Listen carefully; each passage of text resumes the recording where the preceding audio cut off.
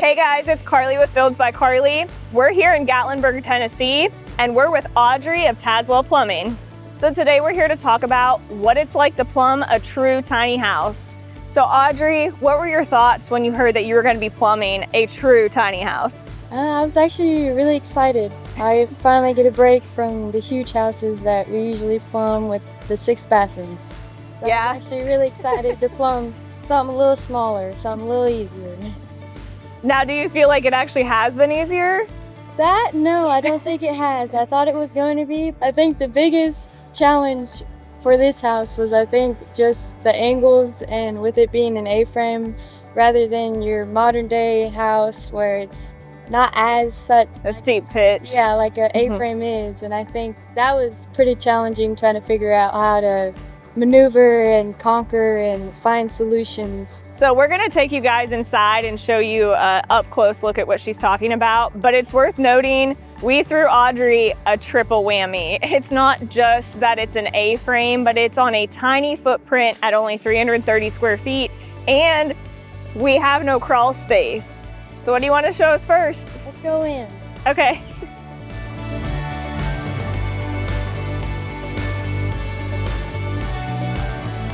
So let's talk about this geometry. Now you can see here, this is a very steep pitch to this roof, which changes how this kitchen is set up. So we are standing here in the kitchen, and Audrey has already plumbed for the sink.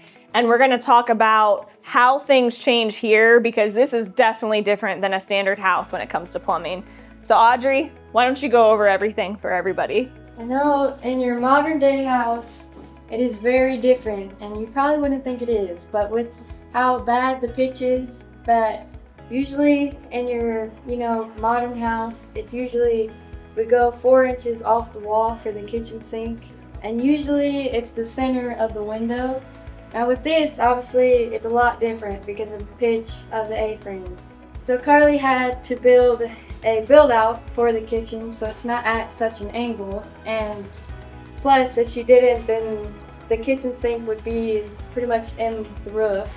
And our cabinets would be sitting up at an angle, which would not work.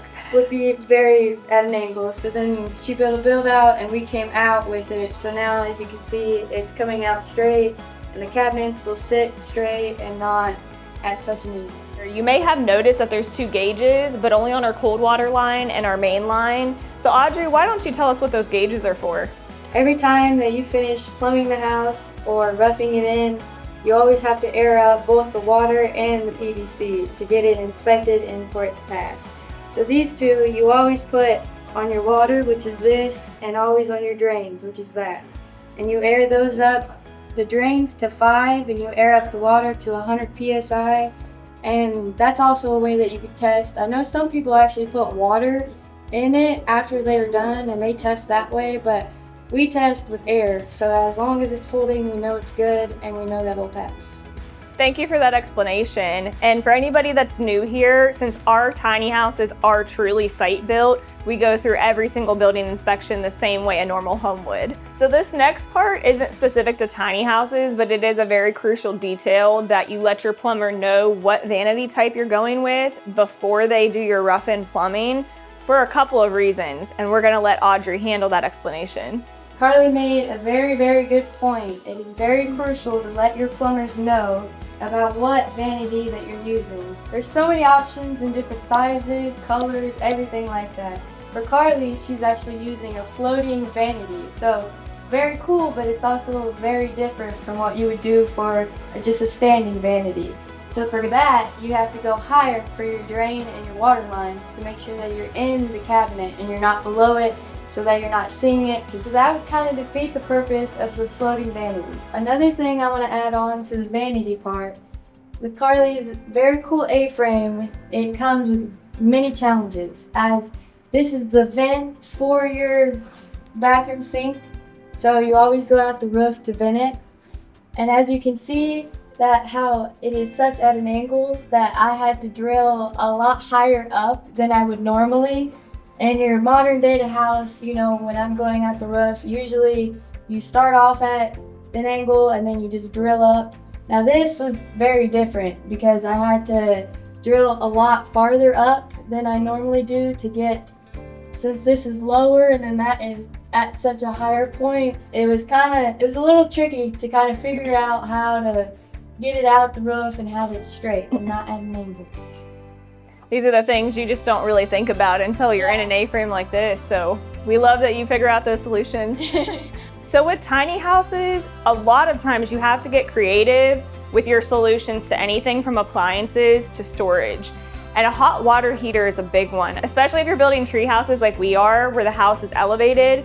We have no crawl space, and with this A-frame and the weird geometry, it also makes it a little bit more complicated when you start doing build outs and you're losing space away from the wall. So one option is to do a build out underneath the house, but your aesthetic changes a little bit when you want that tree house look. Another option would be to do the kitchen cabinets. You can do a hot water heater in a kitchen cabinet, but that's valuable space in a tiny house you don't want to lose. So we came up with a creative solution for this Lily model, and we're gonna have Audrey explain what they did here with the hot water heater. Very true about how you don't have a lot of space in these tiny homes. So that comes into play with everything, with the fridge, the dishwasher, anything that you think that you want to put in, that you put in like a modern house, you might have to rethink or you might not have room for it. Now, water heater is very important, so you have to put that in if you want hot water. Usually we would put it in the crawl, or we would have like a mechanical room that we would put it in. With this being a lot smaller space and not that much places to put it, she came up with a really good idea to put it up here above the bathroom, which I would have never thought of, so props to Carly for thinking of that. So with this, she's using a Lowboy 40 gallon, and you don't really need a big water heater or anything like that with this size of a house and just a bathroom and a kitchen. So that actually kind of made it perfect to where she can get a smaller one, and usually your Lowboys are about 36 inches tall, so this is perfect. Another point that I want to make is your drain for your water heater. That has to be done in case if something happens to where your water heater overflows, which is very rare, but it can happen. So what we do for that is we put a drain for the water heater, and your water heater sits in a pan. Go look at the water heater in your house and you'll notice that there's a pan under it. That's code. You have to have a pan under it. So that kind of traps the water. The drain obviously drains the water, so nothing gets damaged with water and that it catches it so that your house isn't flooding with water. This is very different from what we would do with a normal water heater. I don't do too many Lowboys actually. We don't do many of them. I know when we do Carly's, we usually use them just because it's usually one bathroom and one kitchen. Our normal water heaters are about 6 foot high, and it's a lot easier because we usually have a lot more space to figure out where we want to sub it out and put the drain for. We only really got one way to go, so I think what we were going to do for the drain is come back here as I did with my water lines, if you can see, and we're going to go through the floor and then down under the house and have that drain there.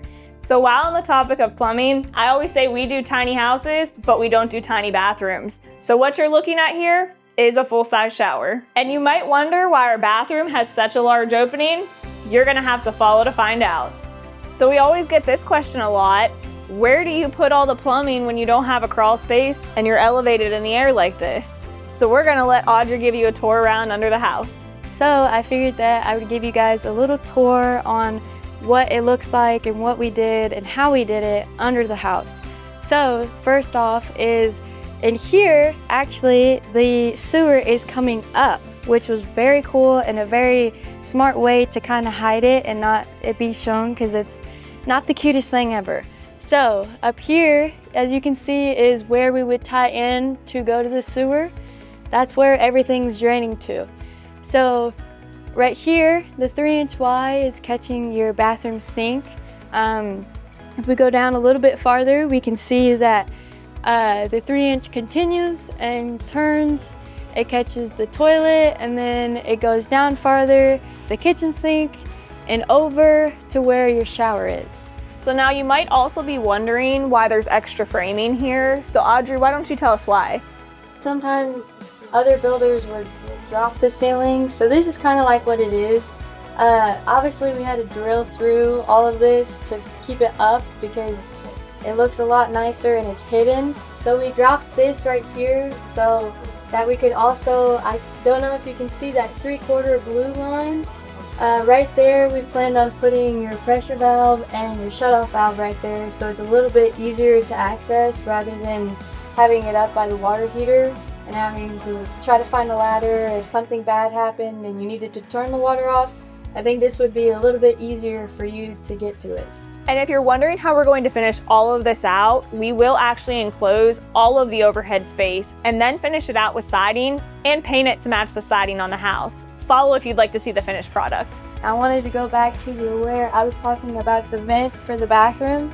As you can see from the outside that it's coming out straight, nice and clean, and it's not coming out at an angle. Usually we put a boot over that so that where I drilled the hole, that water isn't getting in, snow, whatever it is, isn't getting into the house. And then we usually typically do this before they put anything on the roof, whether that's shingles, metal, whatever it is that they're using, so we don't have to drill through metal or shingles. Well, Audrey, we really appreciate you taking the time to meet with us here today, share all of your knowledge and all of your hard work on our builds, so thank you. Thank you. So if you guys enjoyed this behind the scenes construction content, or if you like time lapses or anything tiny houses, follow for more.